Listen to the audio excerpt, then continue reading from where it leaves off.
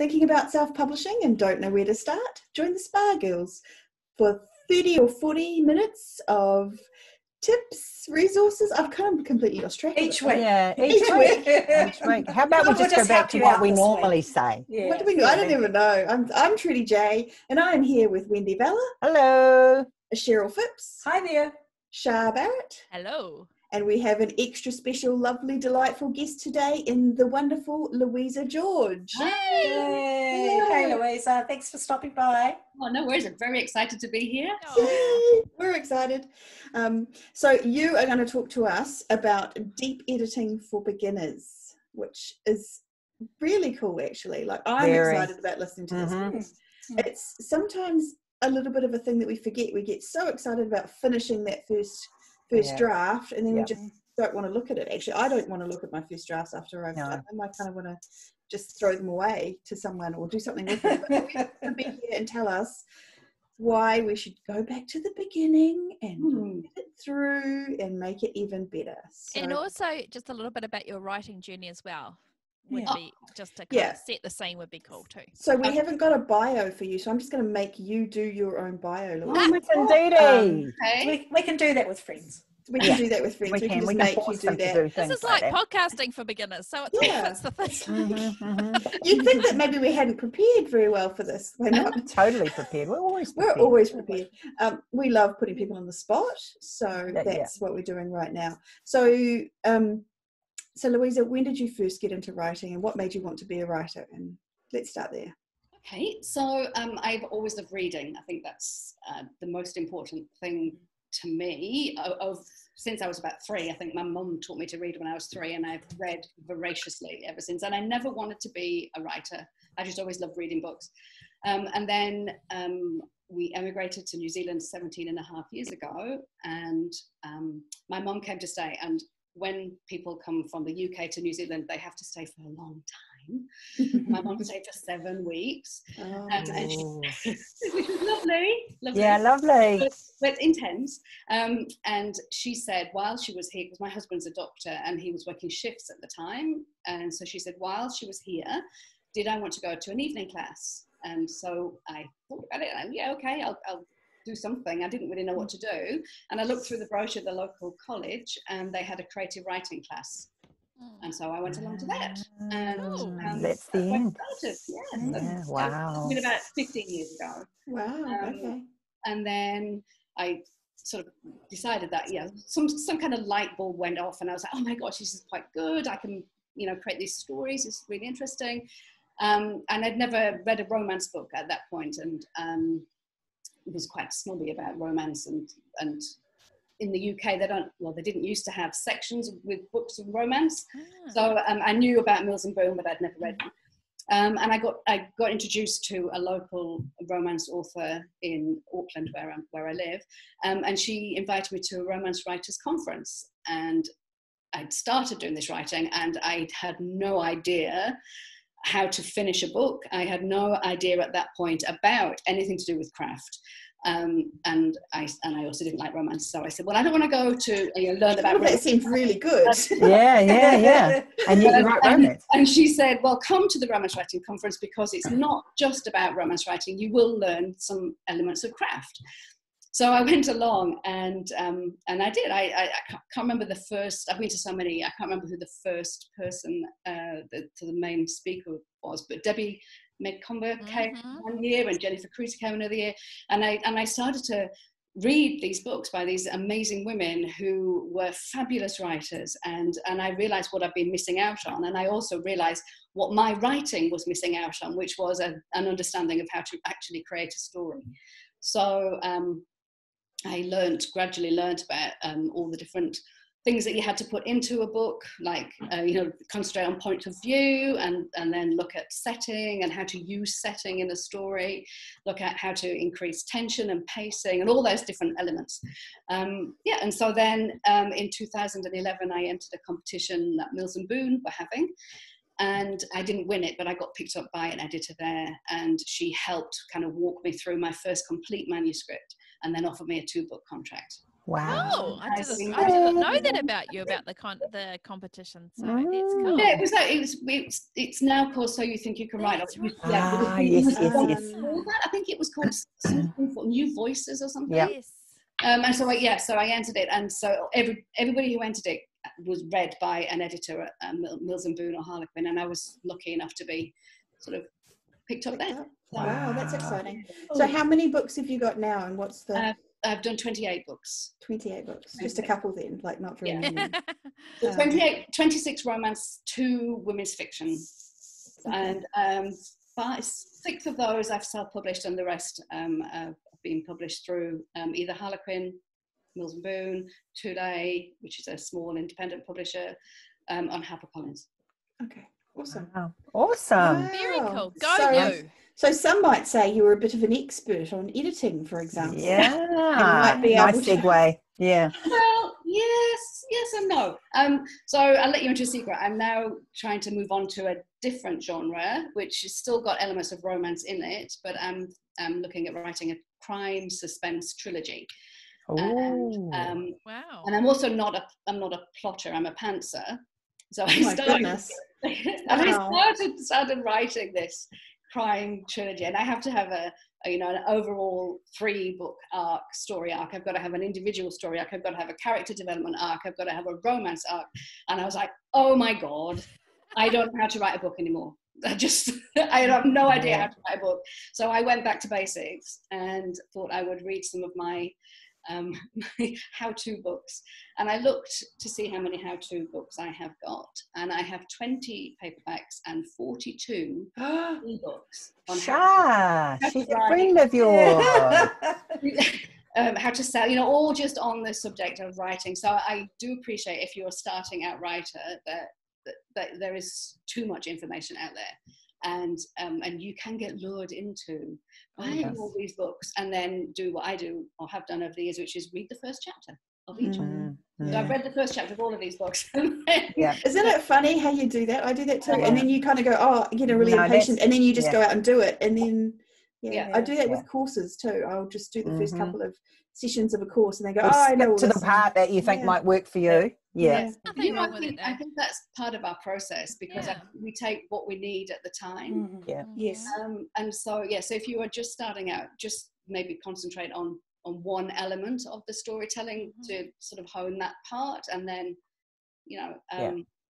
so I was thinking back to all the different courses and books I've read, and I came back to a lady who came here who was a fantastic speaker. It was quite a long time ago, called Margie Lawson. And she has this system called EDIT system, and the E stands for emotion, the D stands for dialogue, the I is, I've got it written down here, internalization, T is for tension and conflict, and S is for settings. And what she suggests you do is, once you've written a scene or the whole book or a chapter, but I think you should probably do it scene by scene or chapter by chapter, is you highlight those different elements in that. So you highlight emotion in pink, you highlight dialogue in blue, you highlight internalization in yellow, tension and conflict in orange, you can choose your own colors, setting and description in green. And then you can see, just looking at the page, what balance is. That's a really good idea. If you're writing genre fiction, I was always told when I first started writing romance with Mills and Boon, that you should have 50% dialogue and 50% everything else. Wow. So I mean, at a start, when you look at, you print out your manuscript and then you highlight it in all these colors, you can see what the balance is. Yeah. You see where you need to add more setting. You can see where you need to have a bit more action. You can see when you've got a whole load of internalization that is going to bore the reader to death. So you can. So that's one way of looking at. Should they all be equal? So if you've got the... No, I don't think so. I don't think so. I think obviously setting and description, you need less of that in a genre, but because it's all about the action, it's about moving the story forward. So you don't want to have too much slowing the pace down. But if you had nothing of one of those, you'd have to think. That's right, exactly. What am I missing here? Quite obvious. So she's one person that I would recommend you have a look at. And the other thing, the other book that I'm looking at the moment is a James Scott Bell book and it's called Conflict Suspense. I think Conflict and Suspense. He's got a whole load of books. Yeah. And I've been plotting my crime book, going through each thing that he recommends, and he looks at how to have snappy dialogue, and to look at how you put setting in a way that the reader can identify a place and how the setting is, but also from the point of view character. So you don't want to be saying that it's a lovely, you don't want to be describing New York City, for example, the way that New York City felt to you when you went there. You don't want to just describe it. You want to actually describe New York City, say Times Square, from the point of view of the character that is in the point of view in this scene. So, it could be, if it's a rom-com, but it's the bright lights and the amazing buildings, etc., and all the people. If it's an action crime or chase scene, then all of those things are a bad thing. All of those things are negative, isn't they? There's too many people, and the buildings are too close together, and you can't see where you're going. So it's very important to describe a setting in the point of view of the character. Yeah. I like that. Yeah. So I've never thought about that, but then, No. and yeah. Believe me, I've got the book on the shelf. Oh, I do believe you. Anya, you don't have to think we won't believe you there, Shah. I've got it too, Shah. It's okay. Yeah, anybody listening to this on their daily constitutional walk, we'll put the links to those two, to Margie and to that book in the show notes. So those are some good pieces of advice on where to. So the Margie Lawson one, I can kind of see how you do that once you've got the book. What other things can people do when they're going back through the manuscript? Like, what do they do? You've got this big chunky great piece of material that you've written, 80,000 words. How do you go back through it? What do you do? Yeah, I know it's actually quite daunting, isn't it? I think you need to put it away for a little while, a week or something, and especially when we're in lockdown, you have a little bit more time to actually be able to take a breath. I think we're not in such a hurry to do things, but yeah, just try and put it away and try and not think about it for maybe a week if you have that luxury, and then I think it's a really good idea to write down all the elements and aspects like the Margie Lawson thing, but also you want to be looking at, are you finishing every chapter on a hook that is going to make the reader want to read the next bit? Whether you're writing, a personal memoir, whether you're writing a beautiful lyrical prose, whatever, if you're writing sort of literary stuff, any kind of book you're writing, you want the reader to turn the pages. So you still want to have an element of conflict and tension and some kind of hook at the end of each chapter, at the end of the scene, really. So in a romance, for example, you should never, you shouldn't say you shouldn't, you should, but it's always a good idea to not have a kiss ending a chapter. You should end a chapter just at the moment that the lips are about to meet, and then that will make. Are they going to kiss? Are they not going to kiss? The reader's going to be invested and want to know what's going to happen next. So, I think a good thing to do would be to pick up other books that you've enjoyed reading, that are compelling, that you've been able to read, and see what the author has done there. Now, one of the books I really enjoyed reading and I thought was very good at adding hooks at the end of her chapters was the woman who wrote the Hunger Games. The Hunger Games books are amazing. Every single sentence at the end of each chapter made me want to turn over a page. It's just a skill, isn't it? Really, and that's really important. And like I say, whatever genre you're writing in, you still want people to be invested in the story. That hook going to the next page. And another thing would be to look at using the 5 senses. That's always good. Because you want to embed the reader to have the same experience as the character as much as possible. So use the 5 senses. What can they see? What can they smell? What can they taste? If they're eating something, how does that taste? Talk about the herbs, talk about the wine and that kind of thing. I think I can hear. I overuse eyes. I talk about looking. Yeah, I do too. Yeah, glancing, staring. There's all sorts of, eyes locked. Yeah, and so the 5 senses is always really like, that's something I definitely go back and look at in the next draft to try and see what, because it actually is it the nose or the taste? Like when you get something and you talk about the scent of it or the smell of it or the taste of something, that can be actually be more compelling than just looking at something. Totally, because a reader has that experience. They know what rosemary smells like, for example. So that it kind of puts them right in the middle of the story. Yeah, so that's... And smell can be quite evocative of memories too. Do you find that? Like, the smell of baking reminds you of your grandmother's kitchen. Yes, exactly. Or something like that. It can be quite, Anyway, sorry, that's my 2 cents worth. I'm very excited about the 5 senses. Yeah, absolutely. What else, Louisa? What else can we do? So dialogue is always an interesting one. Dialogue should be used to move the story forward.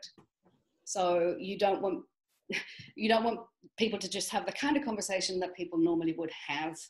Oh, remember that time we went to the shops and you bought this and I bought that. That you actually want to use the dialogue as a plot tool to move the story forward. And also you need to be able to identify each individual character with a particular way that they talk. It doesn't have to be, you don't have to, for example, write something in a Scottish accent the whole time if somebody's Scottish, but just throw in little flavours that will make the reader remember that, we've got a bit of a Scottish burr going on, so therefore that's that character. You need to... So could be things like someone talking in short, sharp sentences who's a military person versus someone kind of going on a little bit who's a doddery old grandma, like that kind of thing, or... Yeah. It also saves when you're using dialogue tags all the time, doesn't it? Like she said, he said. If you can actually tell it's only 2 people, then you know who it is who's speaking. And instead of using he said, she said, which apparently a reader skims over and it's kind of almost invisible, but you can use action tags instead. Can you give an example of an action tag just for So anybody? that would be I hate you, she slammed her fist on the table. You don't need to say she shouted, because you can tell if she says I hate you and then slams her fist that she is shouting. So And that dialogue is that gets better as you write. I mean, if we all go back and revisit our earlier work, it's extremely painful with the he said, she said, dramatic sort of stuff. Whereas as we've sort of got on, I think we've all learned, Absolutely. And I think with dialogue, like I remember writing, a scene where 2 people are sitting down to a cup of tea and they're just chatting, and on one hand it could be that's just a random scene and you don't need it. You need to know whether you need it, or if it's moving it forward somehow, or giving some kind of characterization somehow. Like maybe there's a scene where they're sitting down having a cup of tea, and then later in the book something happens that makes that whole scene make sense. Like you've got to know that. It was relevant.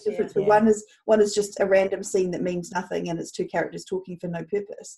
The other is setting something up, and you have to know the difference. A piece of information is imparted that becomes so relevant later on. Yeah, so nothing we do is accidental. No, you have to look at a scene, and if it's boring to you, then it goes. Definitely, because you can be sure that it's going to be boring to the reader, and or if you like, if I read a chapter and I'm like, what did I actually learn in that chapter? Not a lot. So I either have to go back in and change it, because I really hate deleting words. That really upsets me. Or you delete loads of words all the time. Like you say that, and then you say casually that you've deleted 30,000 words off your current manuscript, and my heart shrivels inside, but you do it anyway.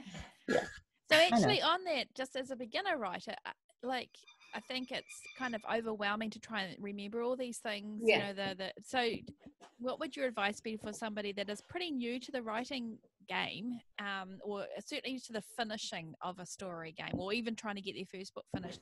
Do you kind of worry about this stuff as you're going through it, or do you worry about it at the end, kind of thing? I think just write the story, and then go back and finesse it. Absolutely. And don't try and finesse everything all at once. I think you just, you go through and you say, today I'm going to look at if I've got point of view right. So am I head hopping?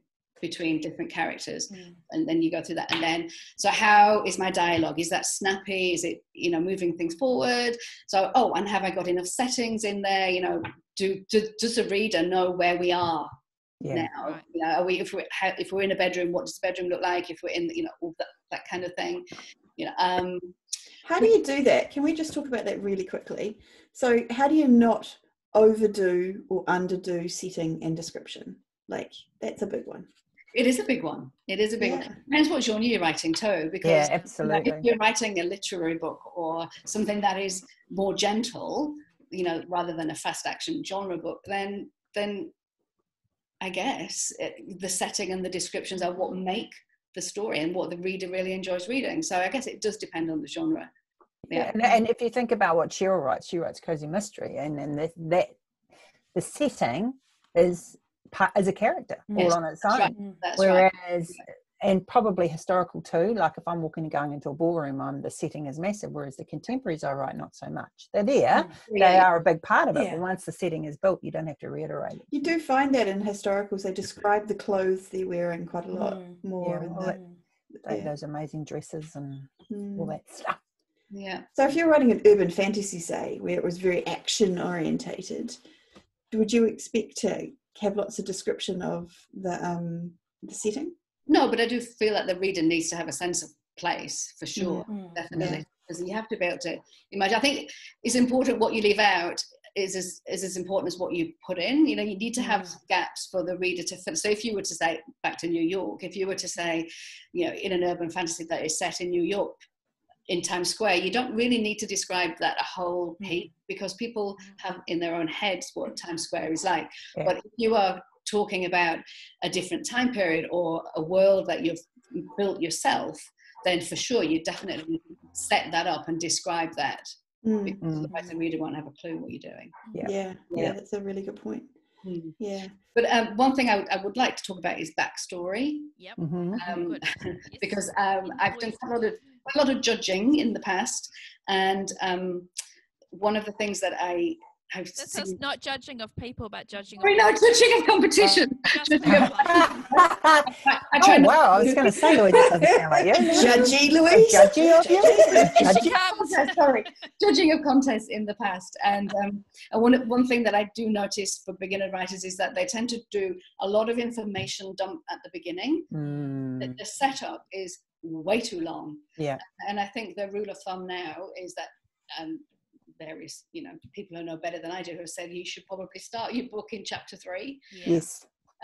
Because we do want people to know what's happening. We want people to understand where these characters are coming from, and we want to know what a bit about their background. But actually, we need to grab the reader with action, some kind of action.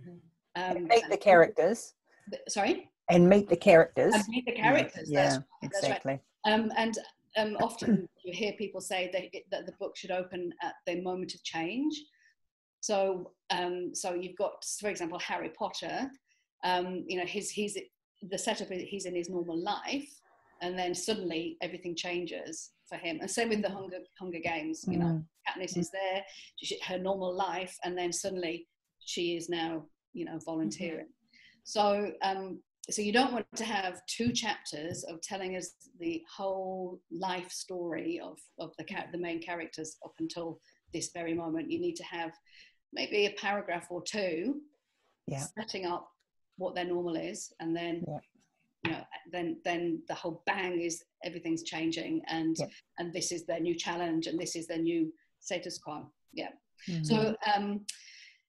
So if beginner writers wanted to read more about that, then they'd probably look at something like The Hero's Journey, that kind of thing. Is it Christopher Vogler, is it? Christopher Vogler, The Writer's Journey, The Hero's Journey, and he talks about the 3-act structure and all the different beat points, and in that you do have a little bit of setup, but then you have the challenge comes the inciting incident, he calls it, that comes quite near the beginning. So if you're a beginner and you've written a manuscript, maybe read over those first 2 chapters and think, how can I put this backstory information later on down the track into the story, but just weave it in, just little snippets at a time, rather than putting whole big information dumps in. Because the reader sometimes, and when you think about the information dumps, and you think about, like, so for example, Katniss out of the Hunger Games, they showed a lot of the stuff rather than having to say Katniss was an independent girl who knew how to shoot because she had this best friend and there was all this stuff happening. They send her out with her friend to shoot a deer. That's and right. and they, you know, they do the things that show what some people might be tempted to do as backstory. And showing and telling is another thing that we need to talk about. And that's exactly what you're saying. You need, instead of saying exactly what you just said, instead of saying Katniss was very independent and feisty and she could do lots of things and show them doing that. But then you do need to get a balance between showing and telling, because you don't, if you showed everything, then the book would be, you know, like 500 pages long. But show the important things and tell the less important things. Oh, I like that. That's a good guideline. Because there is a lot of people saying show, not tell, and you have this impression that you have to show everything, and that becomes a tangled kind of mess, doesn't it? But I think you can get very, very conflicted as a new writer when you're like you say, with everything that you do. So writing that first draft is vital, and then you can go back and rework it and then work out these plot holes and these things. But it's getting those words down and getting the end written, and then you can deal with the rest. You know? Totally, absolutely. I think so. Yeah.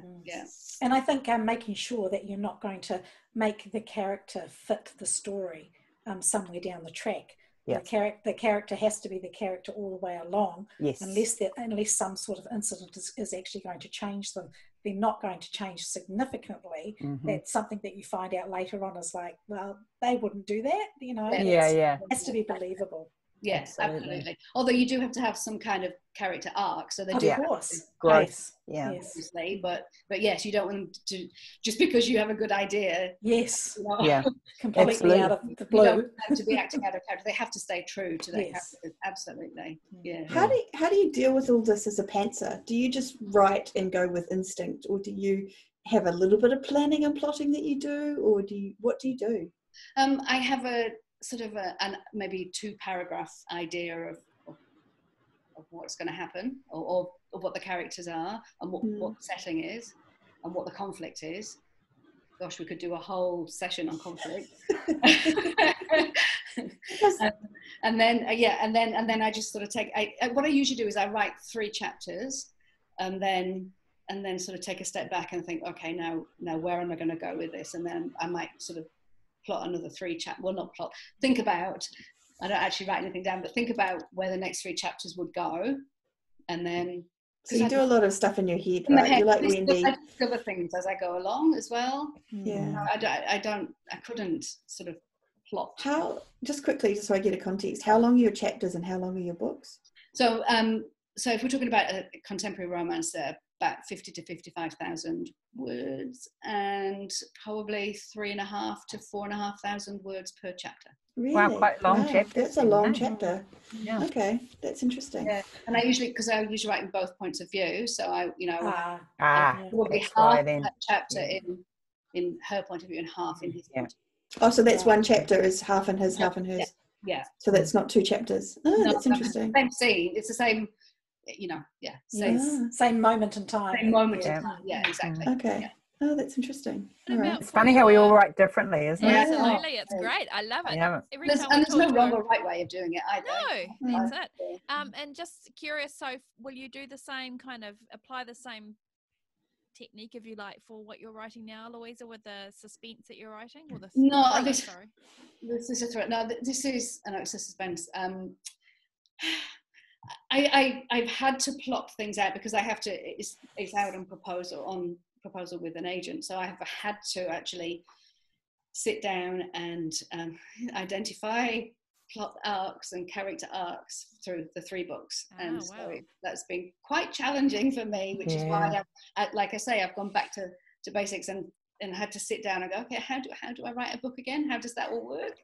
And like I say, the James Scott Bell one has been really good because that has highlighted all the different steps that you need to go through. So I love James Scott Bell. He really helped me when I was first starting out. He's got his other one that's about I don't think it's conflict actually. I think all of his, he's got a series, hasn't he, called Elements of Fiction Writing, his series. And he's got one on plotting and one on I think it was the plotting one, yeah. So let's turn back, because we talked about, you quickly talked about conflict, and I want to talk about conflict a little bit more. And you said we could do a whole episode, and you're probably right. But let's just talk about, if you're going through your book again and you're trying to figure out if you've got enough conflict or enough things happening, how do you tell? So let's go back to basics. Conflict we're talking about is not people arguing and people fighting. We're talking about the thing that is stopping, in a romance, for example, the thing that is stopping the heroine from falling in love with the hero, or the guy, the dude character, and vice versa. So that's the internal conflict, and then you've got the external conflict, which is the actual problems that they are encountering. So, for example, if you've got a woman who is trying to set up an eco lodge somewhere, and then the rich millionaire who wants to buy the land and put a whole lot of housing development on, or whatever. So they've got an actual physical out there kind of conflict, but then both of them will have some kind of internal emotional scarring, for example, that prevents them from falling in love. So you've got the outward conflict, and then you've got the inner conflict as well. Yeah. Should they be linked, or does it not matter? It helps very much if they are. Yes. Yeah. So another good book for this would be Deb Dixon's Goal, Motivation, Conflict, and she talks about that. That's really useful book, and she has lots of different diagrams showing how you can. Yeah. So the goal is what the heroine wants. The motivation is why she wants it, and then the conflict is what's stopping her from getting it, and that has to be both internal and external. And how do you know whether you have enough conflict? Everything in the story has to be coloured by the conflict. Everything. Yeah, everything. So everything they do, every scene, there's this. So if you can write those down, and then when you go back to your second draft, if you can just keep those in mind, and that's what moving the story forward. So this is my plotting for my book. Suspense that I'm writing. So people who are listening on audio, she's holding up a beautiful diagram. 3 pieces of A4 paper.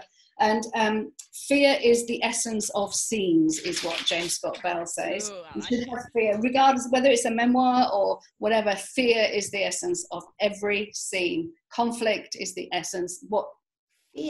Even if they are sitting down having a cup of tea and you're having a nice moment, in the back of their minds, you have to have the nagging, I can't do this because, or I can't fall in love because I'm not lovable, or whatever their conflict, their internal conflict is. So in every single scene, even in a sex scene, there has to be conflict in there. And do you resolve it at the end? Yes. Okay. And is that okay to resolve conflict resolution? Is I think conflict resolution for inner conflict is definitely the resolution of the book. The heroine discovers that starts to believe that she is lovable, for example. Because you've ridden through the whole book with this dialogue going on in their head. Right. You want to know at the end there's a resolution for that. And in a love story, it's because of the connection. That's and how they resolve that connection. So that inner conflict should. And how does that work? Just like real life. That is part of a trilogy. How does that work? Would you resolve the conflict in each book? So you'd have to have layers of conflict and different layers of story. So, for example, in this trilogy, it is they're not going to get together in the first book or the second book, but there are going to be beats where they. Spoiler alert. Possibly connect somehow in the story, but the whole resolution inner conflict hasn't been resolved. Conflict won't be resolved until the very end of the third book. Yeah, absolutely. Are you enjoying writing something so different? Yeah, it's really good. It's very challenging, but it is really good. Yeah. Doing it. So you think that this might suit you? Oh no, I still love my romance writing. Yeah, absolutely. I still carry on doing that. Would you to sort of broaden your horizons a bit, I think. And will you put this out under a different name, or will it be Louisa? No, yet. I haven't got that so far. new. I want to finish the book first, and then and then well, here we go. I'm sure we'll hash that out at some stage, won't we? How long has this idea been percolating in your mind? Like, why have you decided to make this change to a different genre? I started writing a thriller back in May last year, and really enjoyed just like flexing a new muscle, I think. And then this has come out of, I was going to be writing this in collaboration with another writer, and then things happened, and so now I'm writing it on my own. We went to Louisiana in July last year. So the setting in this book is Louisiana, and so that is going to be very important. It's going to be like its own character. And the idea's been percolating probably since August last year. Nice. Exciting. Very exciting. Yeah. Okay, is there anything else that you can add about what we do when we're doing deep editing? How do we do that? Is there any other aspects of that we haven't covered? Well, we talked about point of view, haven't we? Yep. Only quickly though. So we want to avoid head hopping. Yes. But what else do you have to do with point of view? So there's lots of different points. It depends whether you're talking about points of view as in, are you writing in first person or third person, or whether you're talking about points of view, are you writing as if you're in the mind, the head of a particular character. I'm talking about whether you're in the head of a particular character. Yeah. And I think it's quite easy as a beginner writer to write the scene as the writer sees it, as opposed to what the character, what the character is seeing and what the character is feeling. And so I think if you're going to go back and have a look at each scene and make sure that, for example, you haven't written a scene in the heroine's point of view and yet referred to her long red hair, because she wouldn't think of her red hair, she would think of her hair. So it's what is she seeing, what is she feeling? And it is tempting to then slip in possibly what the other character's thinking and feeling, and then go back to what your character's thinking and feeling, and that just is quite jarring for the reader, because you don't know it's disorienting. You don't know whether you're now, am I in the heroine's point of view or the hero's point of view? So it's important to try and keep each scene, like I was saying before, I do a scene all from the heroine's point of view, and then I do a scene all from the hero's point of view. Yeah. And I don't repeat what's happening either. I've seen that happen. Yes. Before, exactly. I've read where the scene has been told by both points of view, but it's the same thing, and there's the same conversation in the same scene. So if you're going to write in another person's point of view, you have to progress the story. You have to take it from where the other person's finished, then you start with the next character's point of view and go. I think Trudy and I write differently. I mean, we write shorter chapters for one. I think anywhere from 1,600 to 2,500 words are mine. But I write hero, heroine, hero, heroine, sometimes double hero, sometimes double heroine, depending on what's going on. But totally, and also depending on who's got the most to lose, you have to write each scene from the point of view of the person who's got the most to lose. And quite often, if a scene's not working and you turn around and change the point of view, it'll work. It will work, definitely. Absolutely. Yeah. It's fascinating to do that, isn't it? Yeah. I know. And also, so when you're writing from someone to go into deep point of view, then you have to write about what they're feeling, what they're thinking, what they're feeling. Try not to use words like she felt and she thought. Instead of thinking, so for example, she thought he was a real jerk, you might just put, what a jerk. And that immediately then puts you right deep into that. It's distancing it, saying she thought he was a real jerk. That's another layer that you have to get through. And you can just put what a jerk and put that in italics or whatever and make it a thought, and instantly we know, bang, we're there. We know what she's thinking. Exactly. I'm reading Lisa Cron's book Wired for Story at the moment, and she was literally just talking about this, how a reader will basically take on all the emotions and feelings of the main character, your protagonist, the person whose head or point of view that you are in. So that's why it's jarring to be in another person's head. That's why you don't want to have these extra layers. You want to be right in that person's feelings. because the reader wants to be right there in that person's head. So it's fascinating, It's very, it really is. And it's also why, if you're writing a heroine, that they need to be kind of cool people, because the reader wants to believe that they could be that person, or they could be the best friend of that person. So you don't want, so it's okay to have snark, and it's okay to have, you know, sarcastic thoughts and feelings and comments, but actually in essence they have to be good people, I think. It's like heroes and heroines. And I've lots of times people have said, yeah, but they get redeemed at the end. But I think you should pause, and you should go back and rethink that. Yes, they should have flaws for sure, but I think everybody wants to, you know, feel like they are the hero or the heroine. I hate books where the characters are unlikable. There was one about Iris Murdoch, a movie, I think, a while ago, and it was just terrible. I hated it because she was a horrible person. It was just a movie about how horrible she was, and it was like, really? I mean, the thing is, we can read about a horrible person, but as long as they, in their private moment, have a redeeming quality. Or maybe it's the heroine needs to be amazing when they get home and picking their cat up and cuddling it and opening the can, whatever. There has to be, you can relate to that character because they're obviously the way they are because for a reason, but there is a nice person inside. That's right. Yeah, and I think you have to show what that reason is early on in the book. Yeah, absolutely. We have to understand. We have to be really, you know, rooting for them because we want them to overcome what they need to overcome and to. Yeah.